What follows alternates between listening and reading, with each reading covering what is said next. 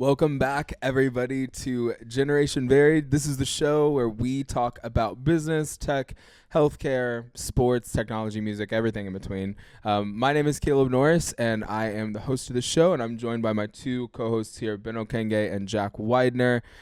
We've got our wonderful executive producer behind the scenes, Sophie St. Furman. Guys, how are we doing today? As we're recording this is like, to me, the official start of NBA playoffs. I'm a huge NBA playoff. I love NBA, and I don't really follow a particular team. I just follow the whole property, and so yeah, we're about a few games already kicked off, but excited to see LeBron James will be able to defend. No, not defend, but like win another title, because yeah, we love LeBron. He has four. Yeah. Yeah, he needs a fifth one. But Yeah. he's the oldest person in the NBA, and he's still playing like the best. Yeah, the best. So yeah, Jack and I actually stayed up very late, for me, very late last night, what I would consider to be very late, to watch the last NBA play-in tournament game, which was Sacramento and New Orleans. Yeah, New Orleans Pelicans, who ended up winning. New Orleans going to the playoffs. So very fun time. And just this whole day and weekend is awesome. Getting to hang out with you guys is a blast. It feels like one of those days where it's like, like when you're working, you always are taking steps to like advance, whether you realize it or not. Yeah. Today is one of those days where it like really makes me realize like, oh, like some of these goals and dreams and like aspirations that we have, like all these hours we're putting in aren't for nothing. Like we're doing something, and it's fun to feel that way. Yeah. Yeah, no, definitely. I think Jax was the first person that I actually approached about wanting to do this, just because what the couple of things that I know about Jack, like the way that I would describe you, Oh snap, is somebody who is, at least in my experience, you were very much a cornerstone to the overall group that we had at Asbury. Somebody that was consistent, reliable, level-headed, somebody that didn't make rush decisions. Like, there are a lot of things that people can say about me. I can sometimes be very brash, make decisions very, very quickly. And I think that there are pros and cons to everything. But you were another person that was just very calculated, very consistent. You always led with kindness. You're always very understanding and very hardworking. And it was something that I just was like, I want that on the podcast. I want people to hear what you have to say. And you were also somebody that I had always, when we were having different conversations, or when there was something that I didn't understand, and you would speak up, it was like, it was just brilliant. And it was one of those things that I was like, I want more people to hear that. I want the world to hear what Jack has to say. And so I'm excited that we get this opportunity today to get to learn a little bit more about you. So I guess for first question, how do you think, and I know I just described you, but how do you think? That's funny. How do you think people, what are the characteristics, 2 or 3 characteristics that you would say are defining of you? I'm loud. No, I would say calm is definitely one of those things. Calm, and I think life teaches you a lot of things, and I learned to be calm in terms of like, what can I control, what can I not control. If it's something I can't control, I just gotta be calm and cool and collective. Like, I feel like I made out a lot of who I am, in terms of, honestly, when things are very chaotic or something really out of pocket thing happens, those are the moments where I feel most in control, because I am choosing to be calm in that moment. And Becca, my wife, and I, when if we're on a drive, like driving, like there's car rages, like she always look at me, and I'm just there like, She's like, I'm sorry. You know, but all of that's just like I don't know. Like that's one thing I know people say about me. Another way I would describe myself is self-aware. And I will say because I did a lot of work in terms of like I need to understand myself more because I'm traveling so much and moving around, and to help myself understand the world better, I need to first understand myself in terms of like if there's a conflict that I'm experiencing internally, I need to pinpoint where that is from, what's beneath all of that. So but with that being said, I'm not always the most aware of what other people around me are feeling. I can be aware of what I'm feeling, but that's one thing I know I need to be better about is knowing the people around me and what they're feeling. And I think the last thing I would describe myself as is genuine, in terms of like genuinely interested about what someone has to say, or when I'm meeting somebody or revisiting them, like I genuinely care where they are at in their life or in that moment. Like, what's on your mind? How's your mental health? Hey, I know that something happened. Like, I can relate, but I want to know how you feel. I think there is something about like genuinely listening versus just listening. Like, there's the difference, and I feel like being genuine, being self-aware, being calm, like those things are kind of like what I try to be. And like that's what I guess, when I think about people I look up to, like those are the things that come to my mind. Proof of your self-awareness is the fact that you brought in that listening piece, because when people ask me, tell me about Jack, that would be always the number one first thing that I would say is like that you are someone who knows how to truly listen. And like there are some people who know how to fake listening. Like there's some people who will be quiet while you're talking. That's not the same as listening. Like one of the skills that you have about your listening that I would say is so unique and it's refreshing and it's noticeable that like people can tell that something is different, is that like you ask the right questions. When you're listening to someone talk, you always know how to dig in deeper, and really get to the base of something. And that, like when you and I have conversations, that's something that I always like I have to mentally prepare for. I'm like, Ben, like if you're going to talk about something, be ready to really get to what you mean, because Jack's going to dig. Like you're going to end up like, I appreciate that conversation with you gets deep even when it's not about something that is deep. I have a tendency to do that. I'll say this. When we first started, so we started working on this podcast like July of last year. And I was literally, I felt like I was like trying to still convince everybody to like try and be a part of the fray. Yeah.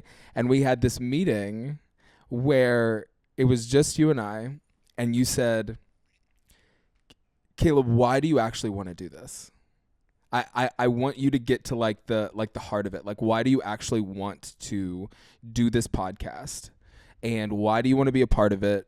What are you trying to accomplish? And you pushed back on me like 2 or 3 times because I was giving you this answer and you were like, I'm going to ask you again. Like, what is it that you want to accomplish with this? And I don't remember what I said, but I remember I just like came right out and I was like, I want this to be a platform that has good conversations, that talks about deeper stuff, that also laughs and jokes a lot the same way that we did.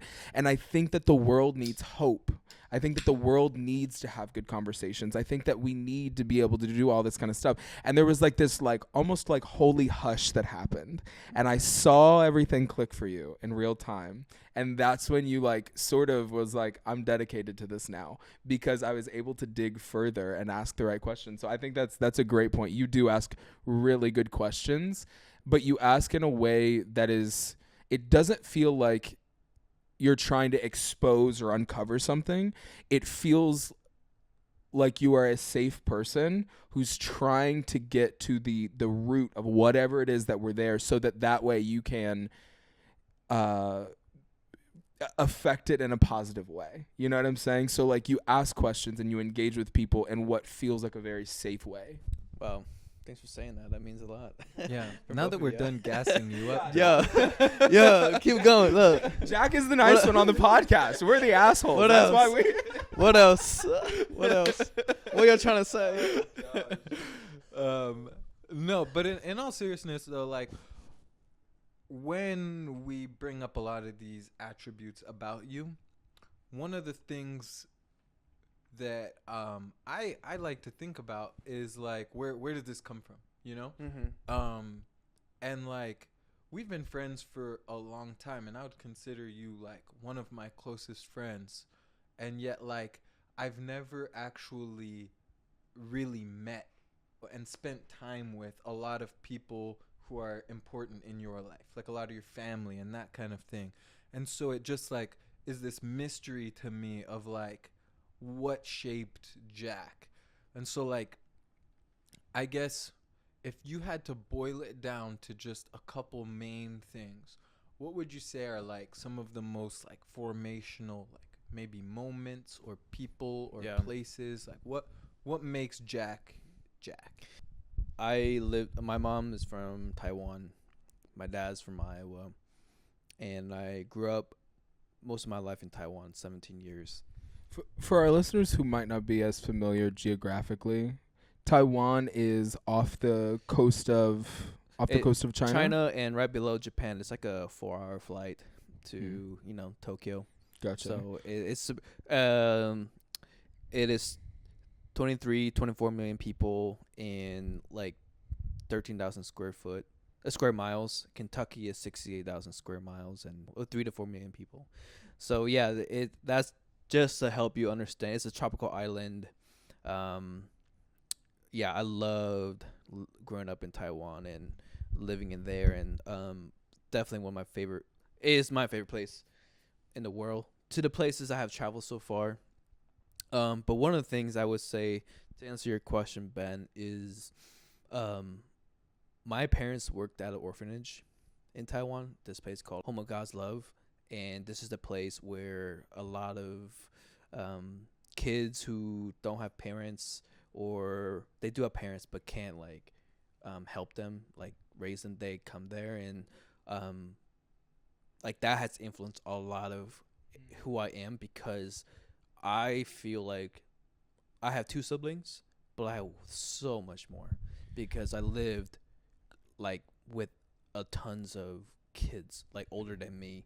Can you share more about this? Is the first time that I've heard about this, this being your experience. So this was like was this a boarding place for kids, or was this like a community center? Like share It's an share orphanage. more. It's just orphanage. Like, they'll have like 20 babies, adopting babies, like from like kids all the way to high school, and everyone lived together. My mom was the auntie, like kind of took care of the kids. My dad was more of the fixing things. They've like, repairing, a lot of maintenance, that kind of stuff. But it's a community, and to this day, I still call my dad Tim. And the reason is because when I grew up, like everybody around me called him Tim. So like this idea of dad, like not like he is my dad, but like even when I call him, hey dad, like I don't do that because that's not what I did. Yeah. So yeah, I grew up with tons of brothers and sisters, and I feel like a lot of times I realize a lot of people most of the time is just misunderstood, and especially people who come from dysfunctional family. And I feel like that has always put a place in my heart to be kind, because you never know what people are going through. And I feel like listening is one of the ways to help people feel seen. And I know there's so many people in my life that has shown me that, from a mentor and counselor in high school, Ryan Jacoby, to even my mom, who listens to me, to this day. So there's a lot of people in my life has shown me like the power of listening. And then when I went to Asbury, I came across this book. It was for a curriculum, and I forgot what's it called, but it's by Bonhoeffer. He's a German theologian, and during the time of World War II, and he was in the Holocaust. But he speaks to the idea of ministry of listening, and that just like really like, oh, I want to be somebody that lives that out, ministry and listening. Because a lot of times we talk about like, you can talk your talk, but you gotta walk your walk. But in listening is one of the things I think is missing. Yeah. And I think that to me is like, it's not so I can like, oh, look at me, I'm such a good listener. But like, no, like I genuinely want to know. Yeah. And I think that comes of just being curious. When you travel the world, you realize how small you are. Yeah. And there's so many stories from everybody that, and it all just, if you ask the right questions, you'll realize like everybody's cool. Yeah. Nobody is like evil. Trying to be they're just misunderstood. Yeah. Or like, we're just come for some dysfunctional. So yeah. Wow. You've said a lot of things that I feel like we could get deeper into, but like, I guess one of the big ones, like you talk about Dietrich Bonhoeffer. One of the things that he writes a lot about, not just listening. Something that I know that means a lot to you is also community. Yep. I've heard you talk a lot about this, but like, how would you? And you tied listening and community together so nicely. Mm-hmm. Just even from like your background and your story of growing up, like you have formed community through listening with so many different people throughout your life. I think here in America, this skill of listening is missing. Like, and I can say even for myself, I want to be better at listening because I know that a lot of people don't have someone who will listen to them. And like that is one of the crucial ways that you can build community. How would you say that like individualism in America has like, what is the role of listening and community? Like, do you see those two things as like opposites? The individualism that exists in America versus like being able to form community and the type of environment that you grew up in? No, that's a great question. And I think for me, it comes to like the worldview. For me, like I'm a Christian, like that's another layer in all of this. And I think a lot of times there's this idea like who is right, who has the last say. And if you're the loudest, you're the most, like that means you have the right answer, but that's not the case. So I feel like living in a community, like collectivist culture, like there's this desire to be, relationship oriented, but you can't have a relationship if you want allow yourself to be listened to, like being transparent.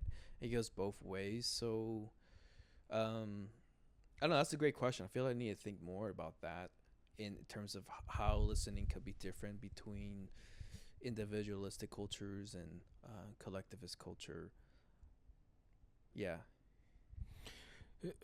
I think for me, one of the examples that I have of there was somebody that was coming home with me for winter break, or I was giving them a ride to a family that was hosting them for winter break. It was an international student, and from one of the I'm not gonna remember what it was, but he was like from 100 miles south of Beijing or something like that, and I'm not gonna dox him on here, but it was me, and I was taking another freshman, and there was 2 freshmen that were in my car, and I had just finished finals. I bombed one of my important ones. I was like fed up, and I had my radio on, and we had listened to this song all the way through. We were like not even out of Wilmore yet, and one of the freshman people started changing the channel to pick a new song. And I was like, what are you doing? And they were like, oh, I thought we all like go around one by one. And I said, you never touch a black man's radio. Like, what are you thinking about?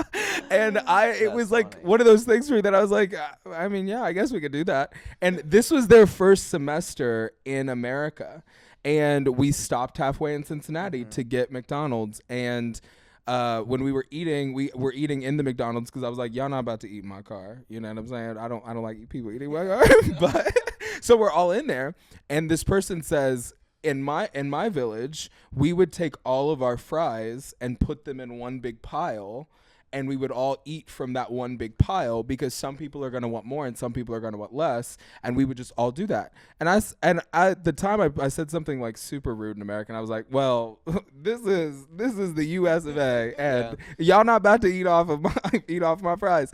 And just like talking about, those are just examples of the collectivist versus the individualistic like mindset.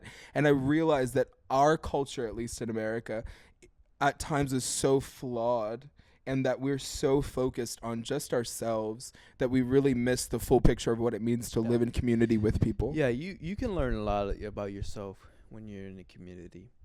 And I think just having the blessing of living in Taiwan, like for example, for food, like when you go to Cracker Barrel, when you order your dumplings, it's served in front of you, you know. But if you go to a restaurant, most of the restaurants in Taiwan, when you order, you know, your food, it sits in the middle of the table, and the table is like there's this base, it doesn't move, and then there's a there's another thing that you can spin. Yo, Americans call that a lazy Susan, bro. but that's what it's called. I'm not joking. So the thing I know what you're talking about. So yeah. like you get a small bowl, chopstick, spoon, a small plate, and a small glass. To me, like when you see this combo, you know the food is about to be fire. Mm-hmm. So you know it's a community. Like the way you eat, it's a community. It's always potluck after, you know, the church I went through. Like everything is done together. And I think even in school, like you're not necessarily trying to like you want to be the best, but you don't want to like shout to the world you're the best, because you want to be doing your part of your role in the group. Wow. Because that is what is celebrated. Wow. Like you're contributing into a group versus like, you know, who has the most points on the basketball team, who has this, you know, the stats, versus like, did I do my role on this team? So I feel like there's like a lot of mindsets that's different. So when I came to US, there's a lot of things I had to shift about. I think there are great things about collectivist culture and both individualistic culture. So those both things are very important. But if you only focus on one, yeah, you can miss out on opportunity to learn about yourself. But most importantly, like ability to understand another person. Yeah, no, definitely. I think, yeah, that's a really good. I'm chewing on everything that you just said. But so we know that you were born in Taiwan. You spent the first how many 17. first 17 years. Oh, so when was your first time outside of Taiwan? I came to U.S. to visit, you know, my dad's side of the family, like during the summer. But I did come to United States, entering my 4th grade year to start learning English, because I was mainly speaking Mandarin my whole life up to then. And I came to this place called Osceola, Iowa, for 3 years. I was in the ESO program with all the Hispanic students. I read the Boxcar Children's series, you know, if you guys know what that is. You know, played my first football, you know, Little League baseball. So I had experience living in a small town America, you know, town square, homecoming, 4th of July, like carnival. That's dope. State fair. Bro, me and my siblings just learned English from watching That's So Raven. Like, I'm dead serious. That's funny. But no, yeah, I yeah, so that's like my only experience. So after 3 years living in Iowa, we moved back to Taiwan. But when I went back, we continued to stick with English education, so like homeschool, and then eventually freshman in my high school, my brother and I, we went to the international school in Taiwan, Morrison Academy, and that's when I feel like a lot of things are starting to click for me in terms of like, I mean, Ben, I don't know about you, but international school can be crazy in terms of like who goes there. You know, there's that missionary kids, staff kid, but there's the other flip side, embassy kids, business, CEO kids. Like, you know, at our school, they would not hide, but like, I would say they intentionally put these staff's vehicles on the basement because you're getting Porsche, you're getting Audi, you're getting all these nice cars dropping their kids off. The socio-economic difference is crazy. You're talking about people who go to Paris for the weekend. You're talking about people who go to Japan to ski during, you know, Christmas break. Like, things for me I was never exposed to. Like, the level of wealth is just whoa, like powerful people, powerful kids, and you know, that's the point with my life when I realized, oh, I didn't grow up with a lot. Yeah. Yeah, no. I totally I did not grow up with a lot. But it's definitely my favorite experience, though, just going to American school. Because we're just kids, you know. We play League of Legends. We play sports. Like, these are things. We love the same thing. We just have a different background. Yeah, no, it's so interesting you mentioned that. I was thinking about having grown up in other countries where you see such a big gap in like socioeconomic situations, all living and like not just living with each other, like interacting with each other. You know, like I've been to an international school where like some kids are there like fully on scholarship, that they went to a local school and like won some scholarship that afforded them the chance to go to a British international school, right? And that same school, you could have like, you know, CEO kid who like got dropped off in like, you know, a Range Rover. And it's like, you're driving a Range Rover in Africa, like that's different. Like that's not like, you know, here in America we have you know, there it does exist a wealth gap, but just the abundance of stuff, there's no other way to say it than just say stuff that is in America. It really like clouds your mind. I went to Topgolf yesterday with my wife Abigail, and when we were driving away from there, I was realizing just the abundance of what exists in America that doesn't exist in other countries. Yeah. And like the wealth and freedom and that kind of thing that exists here that is so unique that people don't realize. Like, yeah, there are nice things to do in, you know, tons of other countries. It's not to say like, oh, America is so much more developed than these other countries, but it's like there are not a lot of places in the world where if you want to have a good time, you can just go and like high-tech golf balls that are being tracked and you just swing it, and it's like we can do that at the drop of a hat if we want to. What was the like culture shock of going from a place like Taiwan where it's not necessarily like, it's not poor, it's not underdeveloped, it is a developed nation, but it doesn't have the same abundance of stuff as America? I would say it's not more so stuff. I would say it's opportunity. I worked at a seafood buffet restaurant during high school during the summer. Like 8 hours. I bike 18K a day between from my house to the restaurant because the orphanage is. Hey, how many miles is that? That's what Caleb said. I'm jumping in for the Americans. 18 kilometers. Bro, I feel like... No, 18 kilometers is like 12 miles, I think. I don't know. But anyways, I would bike to the restaurant, work 4 hours.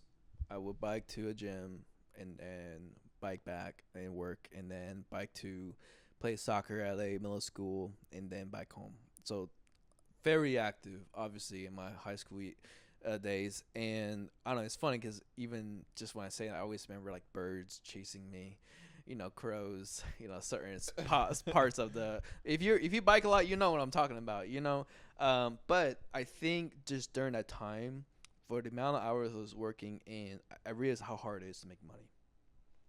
And then when I went to the school, Morrison, I realized how much money people had. I'm like, I always feel like sell myself short. I don't know how to get there. Until I've been exposed to different people, like I started looking up to, like, oh, like there is a way. It's like working hard, and just making the right decisions. And that idea is like, oh, I could do it. And starting putting myself out there, being uncomfortable. But only when I came to the United States, I feel I experienced that at another level. Because the opportunity here, truly, like you said, like, while there's a lot of stuff, but there's no other opportunity like what it offers here in the United States. And for me, that was one, if I want to join a club, I can do that easily. But then also, like, during the summer, I was working with this internship. It's kind of like an entrepreneurial boot camp almost. Like, the idea, like, when you work hourly wages, if you work harder than the person next to you, but you're still getting paid the same amount. Yeah. But I don't know. I feel like that's when I realized, oh, like, it is very different. But also, like, in general, if you go down to Walmart, you go to the deodorant section or toothpaste, like, the amount of choices that you can have is endless. I mean, just so many different type of choices. You're just overwhelmed. So to me, like, that's like, oh, like, this is America. Or even like the McDonald's menus here, different. And a medium drink in the United States is a large drink in Taiwan, and the quality of food is different too. we have our own issues over here with that stuff. The thought that came into my mind was, it's interesting how your experience at the boarding school or the international school, and seeing the disparity of, like, wait a second, I worked really, really hard for not a lot of money, and these people have so much and they're not working as hard as I was. I think that's what, would you say that that's what gives you the perspective that you have, that any opportunity that is offered to you, you want to jump at it and say yes? Because I know from my, and not that you jump at every opportunity, but from my experiences with you, you've done some really cool stuff. You've gotten to work at the Olympics before. You've gotten to do just some amazing things. You traveled with us to a couple of different conferences, and anytime that something came up, you wanted to take the opportunity. So would you tie that back to your experience there? I would say for a while it's all out of insecurity. Because when you grow up with scarcity, you want to make sure your future does not have that. Yeah. So, and that is a huge drive for me. Like, how do I make sure I never experience that feeling again? I know a lot of people know what that feeling is like. And for me, it's, if I want to go see somebody or something happens to my parents, I don't want money to be the thing that keeps me from doing that. And I feel like I have, again, like, leaving people and not having ability to do anything about it because the resources weren't there really crushed me. And I know, like, how while money isn't the answer to anything, it can alleviate a lot of things.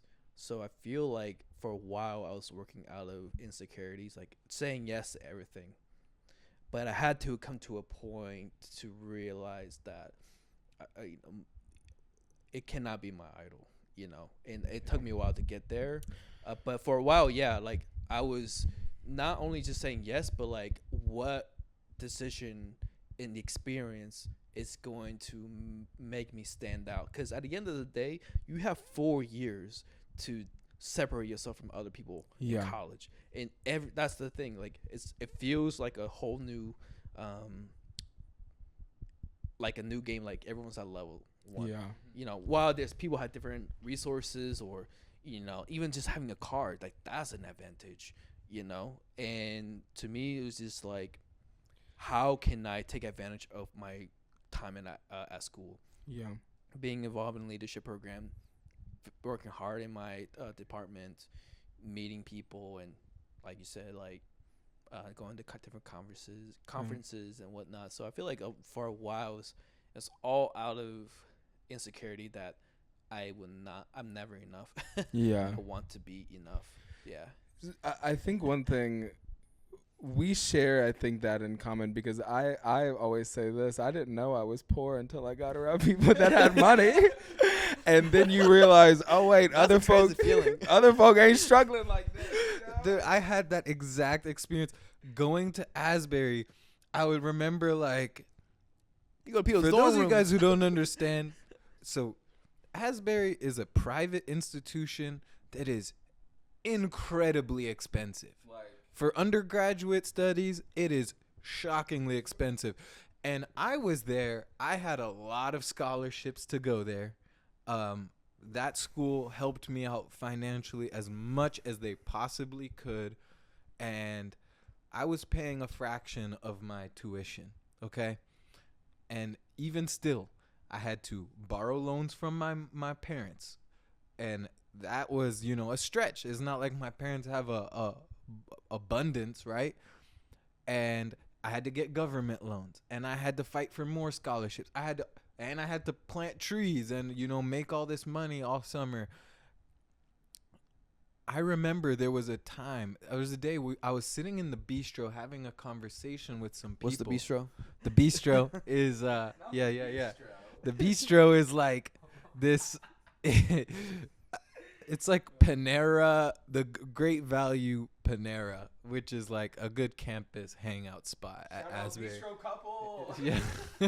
Wow. If you didn't Shout hear out. that, he's shout out the bistro couple. That is only That's for foul. the true Asburyans. Jail. if Jail. you know about the bistro couple, Jail, wow. Caleb, jail. Jail. Anyway, no. I was having a conversation and I realized, like, whoa, you guys can actually afford to go here? Like, that was a genuine thought that crossed my mind. I realized, and I still think that now. Like, I'm in grad school. Grad school's expensive, guys. And, like, I can't afford it. But I'm sitting around with some people who's like, yeah, my parents decided they want me to pay half my rent now. And I look at them, I'm like, wait, what? And then they tell me that their parents are paying their tuition. I'm like, I'm sorry, what? Like, we aren't playing on a level playing field. Like, some people can genuinely afford college. Yeah. And, like, out of their own pocket. It was a shock to me, that realization. People always ask, like, how did you get the job that you have right now, like, right out of college? And I was like, I don't think y'all understand this. I was so broke and was so had so few resources that I initially wasn't planning on going to college. I ended up getting, when it was all said and done, like 75% of everything that I like going to Asbury was like covered by scholarships. But even that 25% was like essentially a full state's tuition. So like it was so much. And I remember that realization when somebody said, yeah, like my parents are only going to pay like 80% of like my tuition this year. So I'm going to have to take out loans. And I would remember thinking like, your parents have 16 grand to drop on your tuition this semester? Like, how? Like, you guys live in like a regular house like we do. Like, what? I think, going to college helped me. Going to Morrison Academy helped me realize it can do two things to you. Like, make you even more self-pity, or a motivating thing. And I feel like that's how I reacted to it. But one thing that really, really shaped the rest of my life is when I did this internship with Southwestern Advantage. Basically, their goal was just to teach people strong characteristic and reaching their goal. During that process, I learned the power of, just one small decision. You are, your habits. You are the decision you make. You are what you pay attention to. And those little things really do add up.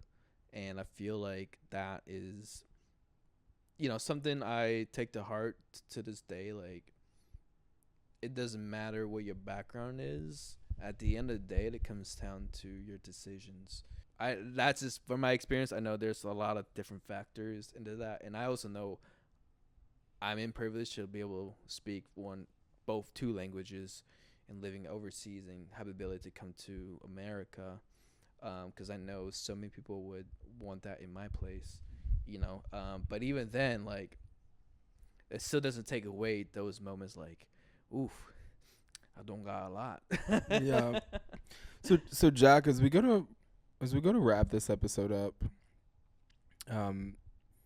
I talked about my Mount Rushmore of people that were super impactful. We talked about the places. What are the experiences?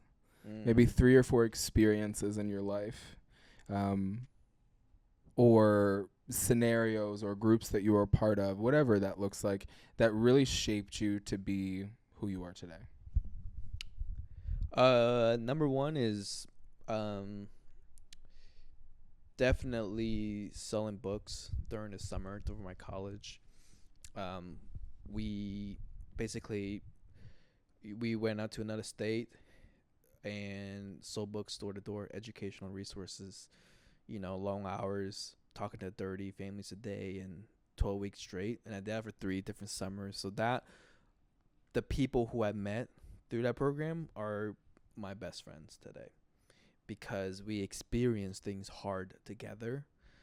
Another experience that really has made a huge impact in my life is a little bit more recent. In 2021, I had a chance to go to Tokyo for the Olympic and Paralympic Games, and for 9 weeks there, I was just exposed to so many different type of people, like working in a department that's people of my age from 24 different countries, like, and just forming those friendship. Like, to me, it was like, wow, like the power of sports, which is why I'm still in sports marketing today and will continue to do that, is because I realize how powerful sports can bring people together. So I feel like selling books was a huge one.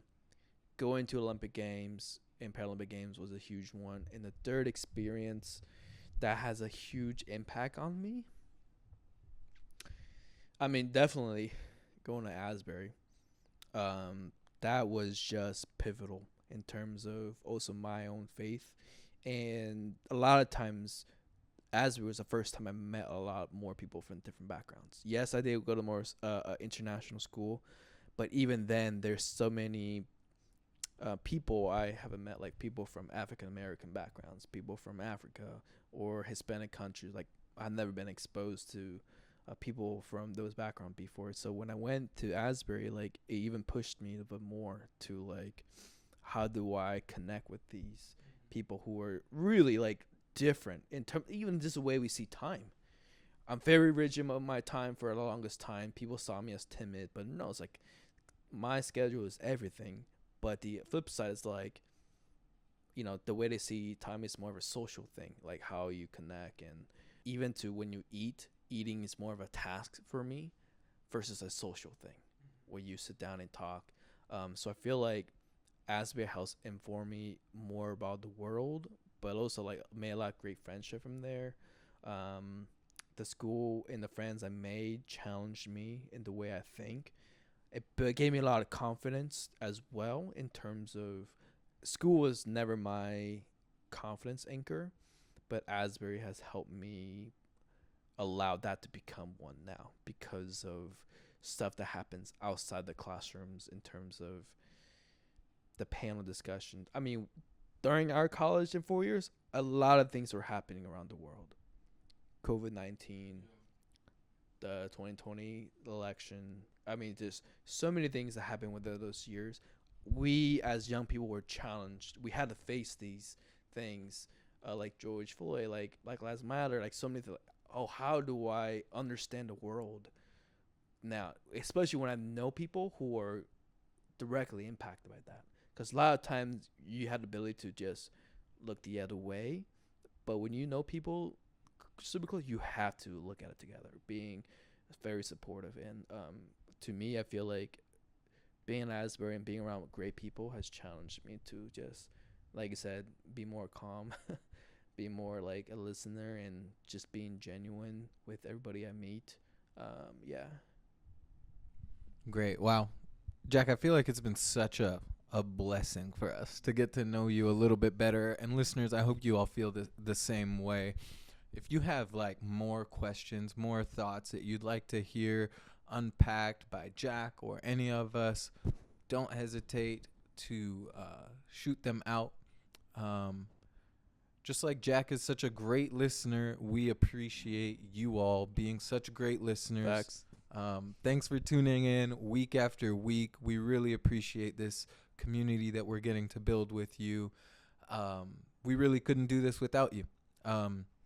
So once again, thanks for joining us on Generation Varied. Go follow us on social media platforms at Generation Varied.